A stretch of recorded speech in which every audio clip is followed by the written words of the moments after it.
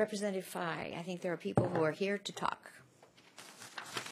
Yes, we've got a few, Madam Chairman. I'd like to call up Bruce Bassett, Dan Grausz, Debbie Bertlin, and Mike Cero. If we don't have enough chairs, could somebody bring a chair up so that there's 4? Yeah, thanks.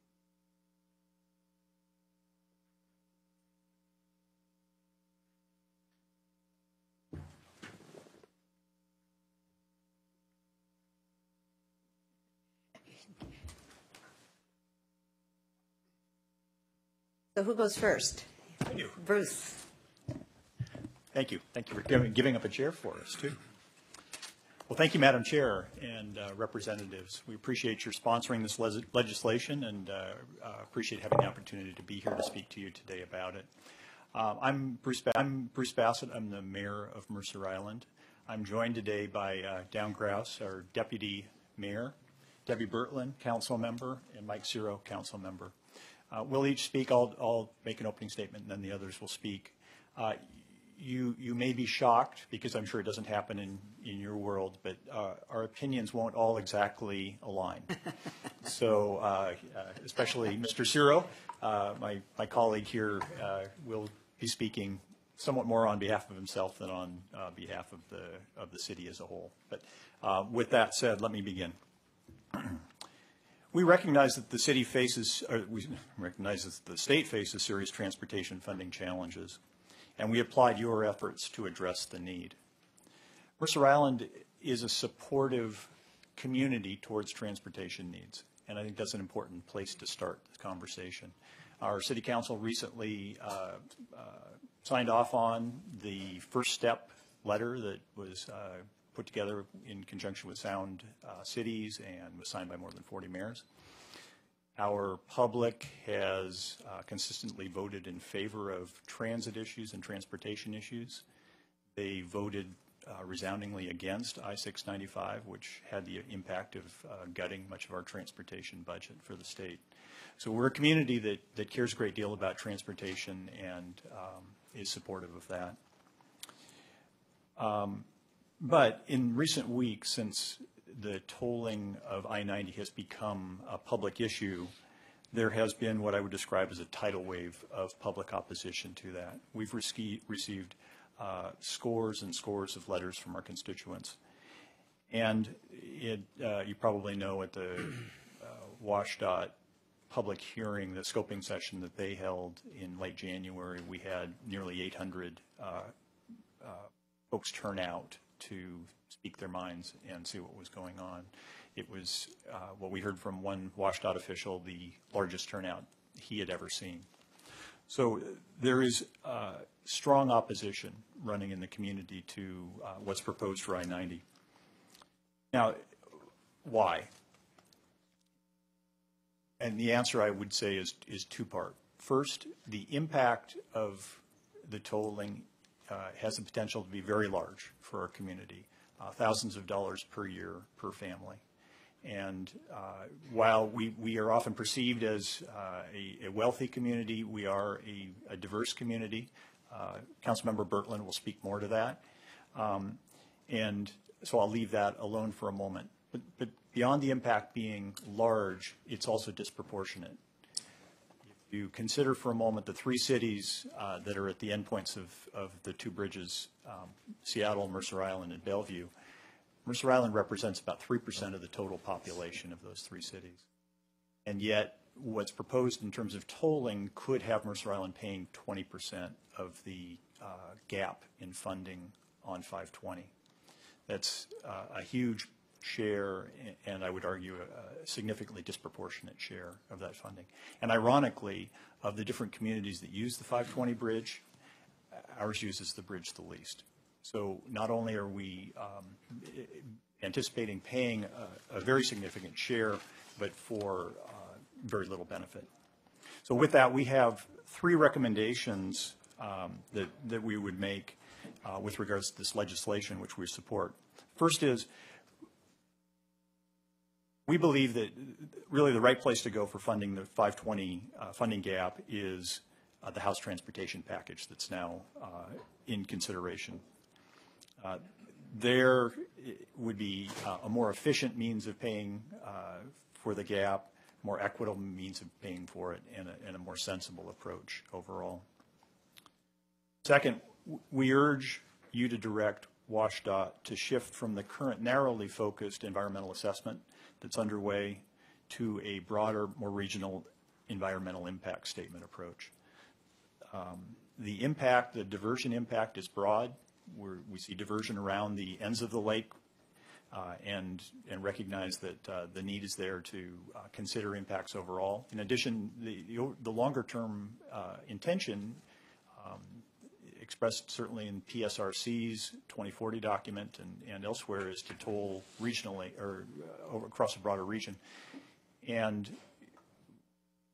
with that intent now becoming more obvious to the public as tolling we take the next step on tolling, it's clear that the time is right for us to consider the regional impact, not just the narrow impact.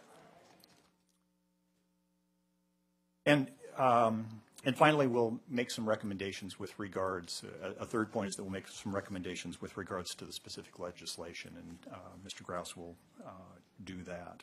So at this point, I turn it over to Debbie Bertlin, unless you have questions of me, to speak more to the impacts within our community. Any questions for now? We can always get them later. Hi, Debbie. Hi. Thank you very much for the chance to speak to this community. As our mayor just mentioned, I'm here to talk to you about what the impact means in a human sense to Mercer Island.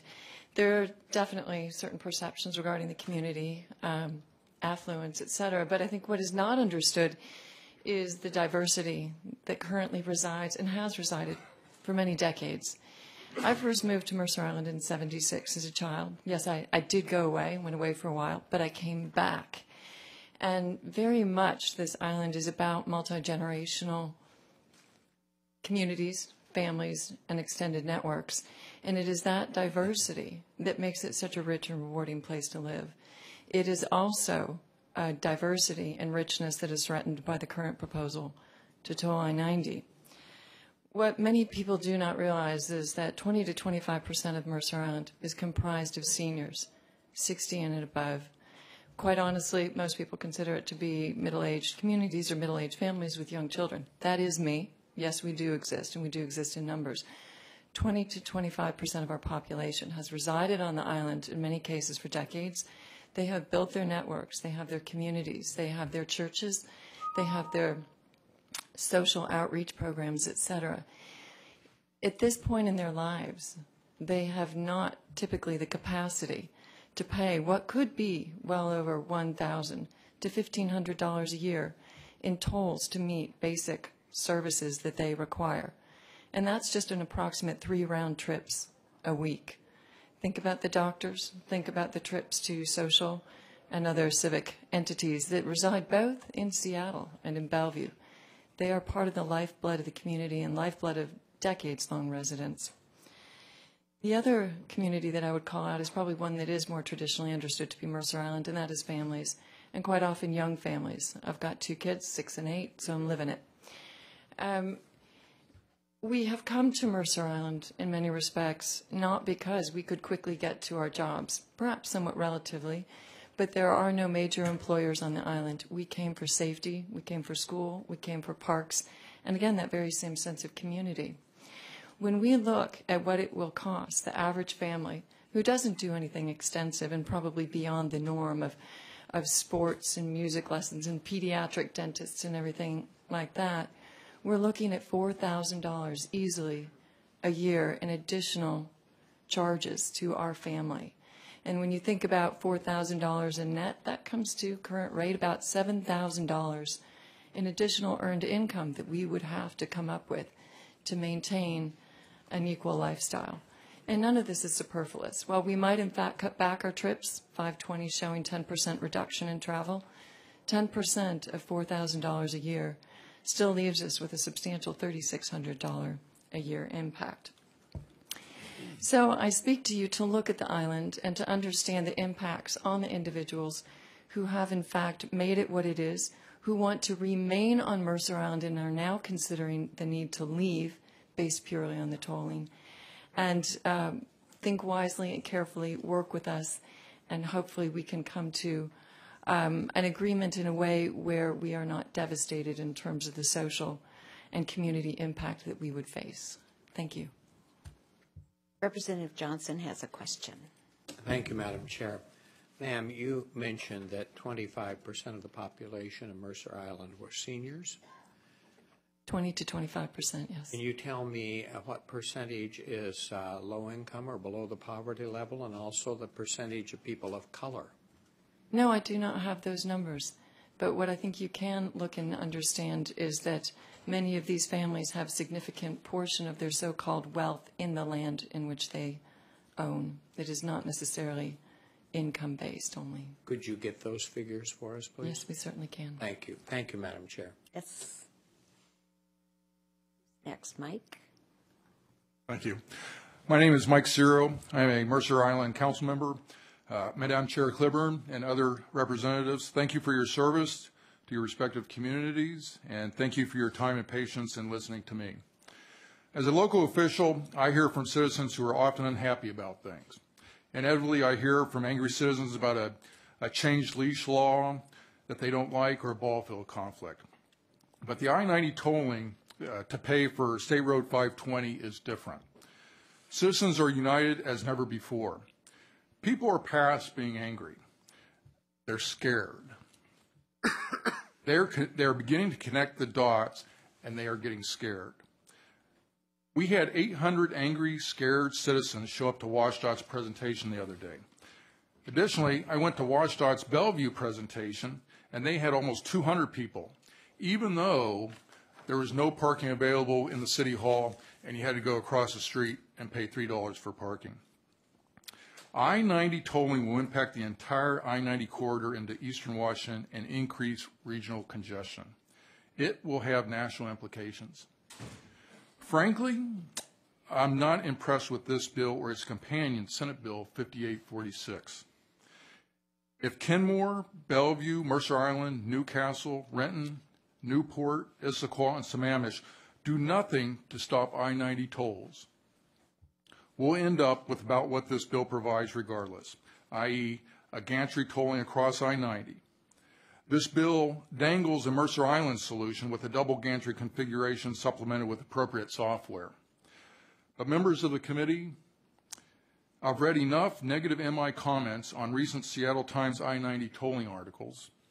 I've listened to the sympathy gap referenced from senators at yesterday's Senate Transportation Committee hearings. And finally, I recognize that any Mercer Island exemption will not last. In time, just the reality of life, the legislature will again need money, and any exemption will be eliminated by a different legislature, or worse, a non-elected tolling committee. The legislature should direct WashDOT to conduct a comprehensive environmental impact statement instead of a narrow and limited environmental assessment. I'll not go into the technical reasons for an EIS, but the council spent our council, the Mercer Island Council, spent a lot of money hiring a leading attorney in the region to send a scoping letter that lays out a convincing case for a full EIS. I feel there is widespread community support to put a legal team together to challenge the tolling of a federal facility that's already built to pay for another facility. Additionally, I think there is community support for the city to file an amicus brief in the Portsmouth, Virginia case, which is very similar to the case with I-90. Here's an interesting observation I have. I was recently at the Renton Airport Advisory Committee meeting last week, and to my astonishment, one member was surprised to hear of the tolling. The vast majority of people who will be affected by I-90 tolling do not yet know about it. Only a relatively few focused people know about tolling on I-90 or potential tolling on I-90. Yet WashDOT has received over 3,000 comments just from the 30-day comment period that only included formal outreaches to Seattle, Bellevue, and Mercer Island. Last night, Como News reported 5,000 signatures were collected against I-90 tolls. Yesterday at the Senate hearing, Craig Stone, WashDOT Tolling Division Assistant Secretary, promised to study the effects of tolling I-90 all the way up to Snohomish County, King County, and Pierce County. But the devil is in the details. All alternate routes to I-90 tolling need to be studied as well. The House Transportation Finance package is a bad package. It's bad policy. How many of those 150,000 people who travel I-90 will understand why they are paying $1,800 to $5,000 a year to pay for the West Approach Bridge South section of 520? A section I-90 users are paying for but not using. A section where the users are using but not paying. The logic's not going to stand up in the court of public opinion. You have some tough decisions. You have more wants than the budget can fulfill. But you're making the wrong decision tolling I-90 to pay for the unfunded portion of State Road 520. You're making the wrong decision floating a $10 billion House Transportation Finance package that doesn't include the unfunded State Road 520 West Approach Bridge South section. You're making the wrong decision forcing the unfinanced West Approach Bridge South section that is independent. It is independent of the West Approach Bridge North, i.e. the whole 520 bridge. It's independent. Reflect on the folks that we represent, the same folks that you represent. Again, they're scared. I've not seen that before. They're scared. They understand starting a project that isn't paid for. They understand the difference between that which is needed and that which is extra. They understand paying for something they're not using. I respectfully ask you amend this bill or make the appropriate legislation to require WashDOT conducts a full cumulative tolling EIS so that you and the I-90 community have the benefit of fully understanding what this present policy will mean to the economic vitality of the region. Thank you very much, and I'll be happy to answer any questions if you have. Any questions? Representative Clifford. Thank you, Madam Chair. Sir, you spoke of potential national implications. Could you just briefly tell me what you think that might be? Yes, sir. And this is the same issue that's addressed with the Portsmouth, Virginia case. When I say national implications, there are many communities that have interstates running through their system, through their community. If this opens the gate of giving smaller communities or other communities throughout the land the opportunity to toll I-90 for or any interstate for transportation projects, then you can draw the conclusion of what that's going to do to the free flow of goods throughout this country. Thank you. Thank you, Madam Chair. Thank you. Representative Habib. Thank you, Madam Chair. I have a question also for Councilman Cero. You mentioned early on in your remarks that that tolling I-90 would actually cause increased congestion on I-90, which I guess is kind of counterintuitive for some of us. I'm just wondering what you mean by how you see that happening or resulting. Well, I said increased congestion. Interesting, the tolling on 520. Everybody knows of the diversion that's happened with 405, with 5, and around 522. By the way, all those diversion numbers that we have are in excess of what was estimated in the 2009 520 report. What's also interesting, though, I just found out this morning, was that there's been a negative 5 miles per hour decrease south of the lake as a result of I-90 tolling. So there's diversion from this tolling, from 520 tolling, and then it will be even worse with 90 tolling. The diversion and congestion in the whole system will increase because people are very inventive on how to circumvent tolls. We saw that whenever we closed I-5 down for the joint replacement. WashDOT anticipated backups all the way to Tacoma. It didn't happen. The WashDOT estimates for 520 diversion on 522, on I-5, on 405, and on 90, they were all higher the actual diversion was all higher than what the actual models showed. Representative Rodney. Thank you, Madam Chair. Thank you for being before the committee and taking time out to come and testify. So I represent East King County in largely rural area, but we do have some bedroom communities where a lot of my constituents work in Seattle, and by and large, my district, folks in my district are dependent on their cars to get to work. So I'm just, I'm curious as to why it would be fair for my constituents to have to pay the toll and not folks on Mercer Island to have to pay the toll. Tolling I-90 is not good for the region. We do not want tolling on I-90, especially tolling for I-90 for 520.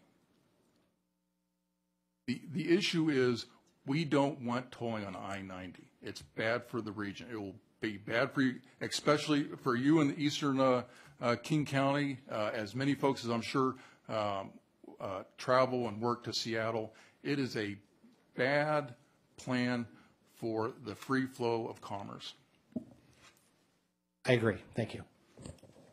I'm hearing from two of our other council members that'd like to take a shot at your question too. So if you don't mind.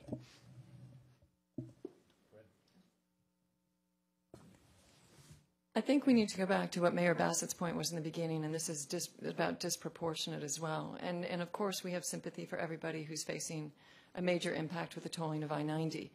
However, on Mercer Island, to get to any job, to get to any essential service, to get to any commercial retail outlet, we would have to pay. We don't have Costco, we don't have Target, we don't have Home Depot. The places that most of us spend so much of our time traveling to and from in a discretionary fashion. So while we do respect and appreciate the impact it will have outside of Mercer Island, it is very much a disproportionate impact that has our residents extremely concerned. And of course, then there's the precedence factor that Councilmember Cero raises in terms of tolling federal highways.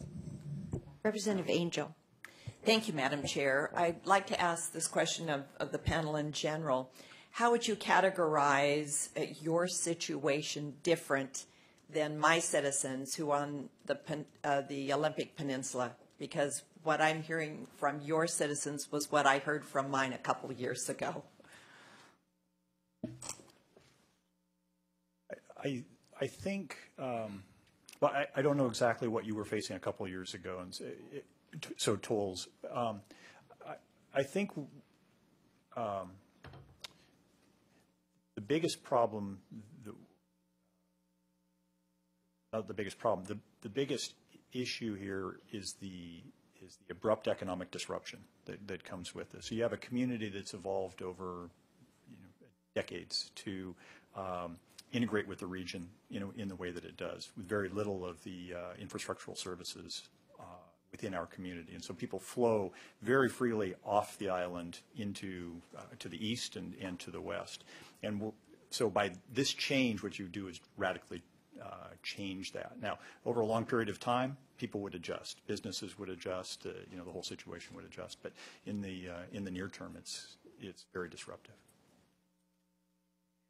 Can I turn to Dan Grausz now? Oh, yeah, I would like to continue on with Dan's testimony. That'd be great. Thank you, Madam Chair, members of the committee. We really appreciate you giving us the opportunity to appear before you. The question from Representative Angel, I think, is a very appropriate one, and one that a lot of you are asking. I think, though, that if you look at the impact on your community, I don't think any one family is looking at potential economic impacts of almost $5,000. And that's what we're looking at on Mercer Island because of the whole nature of our community, as the mayor described. But it also goes to another issue of Mercer Island. Mercer Island, we have some institutions on the island. We have churches, we have some schools, regional schools, we have the Jewish Community Center, which is basically the only Jewish community center in the greater Seattle area. We have the French American School, we have St. Monica's, we have a yeshiva high school, we have Youth Theater Northwest. Those are all institutions within our community. And suddenly, for example, with our churches and our synagogues, what we've been told by them is that more than half of their attendees are from off-island. So if you can imagine what the situation then becomes for these institutions, because if you put an extra price to attend a church or a synagogue, and I think the obvious impact is going to be a reduction in the number of people who go there. So now you have an institution that loses its financial support, and it might end up leaving the island. You have people who do have some businesses on Mercer Island who depend upon off-island patrons. They too will end up leaving the island because their patrons are no longer willing to come out there, whether it be accountants, whether it be retail stores, whatever. It becomes a real significant issue. Then we do have one significant private employer, Farmers Insurance. It's one of the stable employers on the island. Again, what is their ability to attract workers if suddenly there's a surcharge for all their employees coming out to the island and then going home? And then you have our school district and our city. Most of the people who work in our school district and work as city employees don't live on Mercer Island. It's not that much different from Seattle in many ways. I mean, a lot of them live outside the city. And the reality is, for them to have to now pay $2,000, $3,000 to keep their jobs, that's a huge game changer, particularly for municipal employees, particularly for teachers. So what we see in this is really the degradation of a community, and that concerns us greatly. I think that, as Madam Chair kindly pointed out, it has been said all along that Mercer Island will have one freeway on and off the island, and we truly appreciate that. Part of the problem we have, though, is that in looking at the numbers, unfortunately, half of the trips on and off the island go to the east, and half of the trips go to the west. So it sounds like it's nice to have one freeway off, but for half the island, one freeway off doesn't really work for them. So what we appreciate about this legislation is it directs the Department of Transportation to start thinking about the reality of what islanders face, and not only people who live on the island, but people who work on the island. Because it's having one freeway off doesn't necessarily help a school teacher who happens to live on the east side or who lives in Seattle and comes across that bridge, and that turns out not to be the free bridge.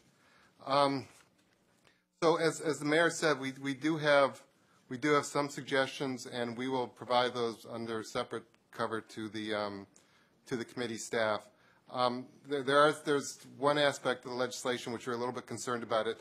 If read literally, it only applies to the people who get on and off, for example, at the West Mercer exit or the East Mercer exit, and it doesn't cover people who get off at other exits on the island, and that could be a traffic nightmare for us because those happen to be the two smaller exits on the island, and I think that can easily be addressed. We would like to make sure that the study also covers not only affected residents but affected workers for the reasons I've outlined. We would like one of the alternatives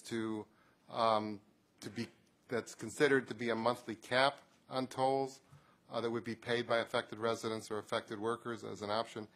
And I say this, as the mayor said, the official position of our city is that we're not in favor of tolls. But as he also said, we understand the difficult work that you are having to deal with here in terms of finding monies to pay for our state transportation projects. So if tolling should be your decision, ultimately, we just want to make sure we're not asking for a free ride. No citizens of Mercer Island are going to sit up here and say we're special, we need something better than everybody else. We're all prepared to pay our fair share. And we want to come up, and we hope this bill will be the means for the state to come up with innovative ways to determine how we get to that fair share should you end up deciding to impose tolling. So personally, I know Councilmember Cero indicated strong opposition to this legislation. Speaking for myself, and I think for many other members of the council, we are appreciative that Madam Chair and this committee will hopefully approve some means to start looking at options should tolling be the choice that the state ultimately picks. Thank you. Thank you very much. Appreciate you coming down. I know you had to do it 2 days in a row, some of you, so We should have coordinated the Senate hearing. I don't know how that happened. Thank you very much. Thank you, and thank you for your service to our state. We certainly appreciate that, and we know you have a difficult job to do. So thank you. Thanks. Representative Fye.